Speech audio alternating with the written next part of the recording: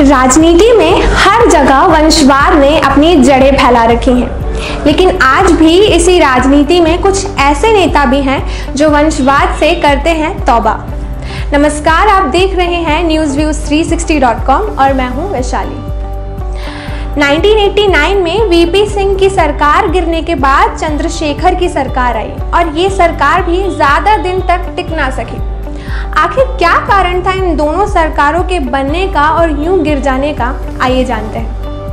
नवी लोकसभा के सदस्यों को चुनने के लिए 1989 में आम चुनाव रखे गए।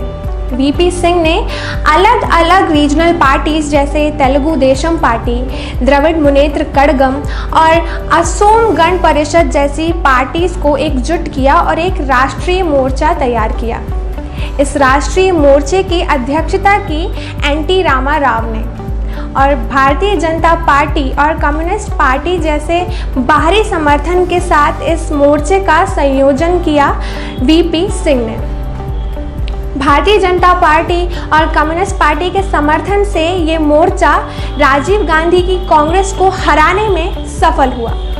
वीपी सिंह जनता दल के प्रमुख थे और उन्हें इस मोर्चे का नेता चुना गया। 23 अक्टूबर 1990 में लाल कृष्ण आडवाणी अयोध्या जा रहे थे अपनी राम रथ यात्रा लेकर बाबरी मस्जिद स्थल पर और उन्हें समस्तीपुर में गिरफ्तार कर लिया गया। इससे नाराज होकर बीजेपी ने सरकार से अपना समर्थन वापस ले लिया और इस तरह वीपी सिंह की सरकार गिर गई। इसके बाद चंद्रशेखर ने 64 सांसदों के साथ जनता दल छोड़ दिया और समाजवादी जनता पार्टी का गठन किया और कांग्रेस के समर्थन के साथ वे बने देश के नवे प्रधानमंत्री।